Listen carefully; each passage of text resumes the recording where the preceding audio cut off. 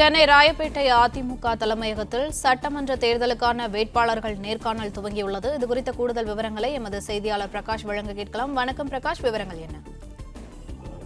நடைபெறவுள்ள 2026 சட்டப்பேரவை தேர்தலுக்கான வேட்பாளர் நேர்காணல் தற்போது அதிமுக பொதுச் செயலாளர் எடப்பாடி பழனிசாமி தலைமையில தற்போது நடைபெற்று வருகிறது. அதிமுக சார்பில் போட்டியிட இருக்கக்கூடிய வேட்பாளர்களுக்கான நேர்காணலை தற்போது எடப்பாடி பழனிசாமி நடத்தி வருகிறார்.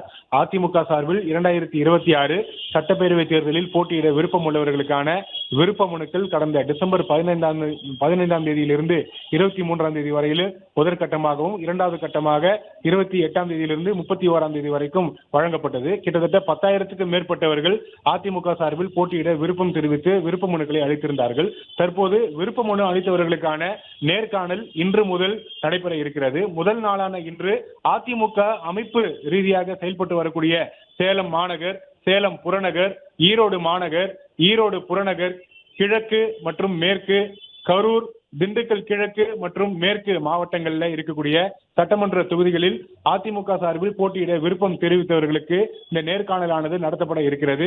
நேர்காணலுக்கான அந்த விருப்ப மனு அளித்தவர்கள் அவர்கள் பெற்றிருக்கக்கூடிய, அவர்களுக்கு வழங்கப்பட்டிருக்கக்கூடிய ரசீதை கொண்டு வருபவர்களுக்கு மட்டுமே நேர்காணல் நடத்தப்படும் என்று ஏற்கனவே அதிமுக சார்பில் அறிவிக்கப்பட்டிருந்தது.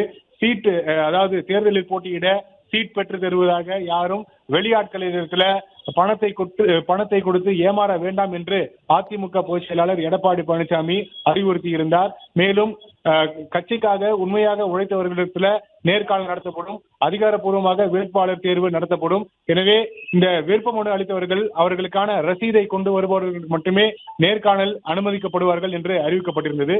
அந்த அடிப்படையில முதல் நாளான இன்று சுமார் சேலம் மாநகர், சேலம் புறநகர், ஈரோடு மாநகர், ஈரோடு புறநகர், திண்டுக்கல் கிழக்கு மற்றும் மேற்கு மாவட்டங்களில் இருக்கக்கூடிய சட்டமன்ற தொகுதிகளுக்கான அந்த நேர்காணலானது தற்போது தொடங்கி நடைபெற்று வருகிறது. அதிமுக பொதுச் செயலாளர் எடப்பாடி பழனிசாமி தான் இந்த நேர்காணலை நடத்த இருக்கிறார். ஒவ்வொரு தொகுதிக்கும், ஒவ்வொரு மாவட்டத்துக்கும் சுமார் 45 நிமிடங்கள் ஒதுக்கீடு செய்யப்பட்டிருக்கிறது.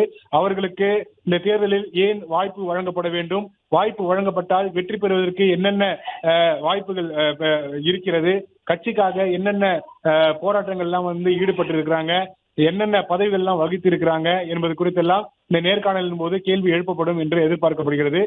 அந்தந்த தொகுதிகளுக்கான மாவட்ட செயலாளர்களும் இந்த நேர்காணலில் அமர்ந்திருக்கிறாங்க. அவர்களிடத்திலும் கருத்துக்கள் கேட்கப்படும். ஒவ்வொரு தொகுதிகளுக்கும் இந்த நேர்காணல் நடத்தப்பட்டு தகுதி வாய்ந்த வேட்பாளர் பட்டியல் தயாரிக்கப்படும் என்று தெரிவிக்கப்பட்டிருக்கிறது.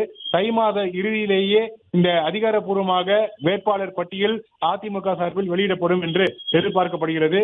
முதற்கட்டமாக இன்று காலையில சேலம் மாநகர், சேலம் புறநகர், ஈரோடு மாநகர், ஈரோடு புறநகர், திண்டுக்கல் கிழக்கு மற்றும் மேற்கு மாவட்டங்களில் இருக்கக்கூடிய தொகுதிகளுக்கு நேர்காணல் நடத்தப்பட இருக்கிறது.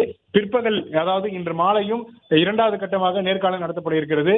இன்று மாலையை பொறுத்த வரைக்கும் நாமக்கல், திருப்பூர் மாநகர், திருப்பூர் புறநகர், கிழக்கு மற்றும் மேற்கு மற்றும் கோவை மாநகர், கோவை புறநகர் மற்றும் கோவை வடக்கு, கோவை தெற்கு, நீலகிரி ஆகிய மாவட்டங்களில் இருக்கக்கூடிய தொகுதிகளுக்கு இன்று மாலை நேர்காணல் நடத்தப்பட இருக்கிறது. அதே போல நாளை மற்றும் அடுத்த 3 தினங்களுக்கு இந்த நேர்காணல் நடத்துவதற்கான இந்த ஏற்பாடுகள் செய்யப்பட்டு இருக்கின்றன. பிளே ஸ்டோர் மற்றும் ஆப் ஸ்டோரில் இருந்து பாலிமர் செயலியை QR கோடு மூலம் பதிவிறக்கம் செய்யுங்கள். செய்திகளை உடனுக்குடன் பெறுங்கள்.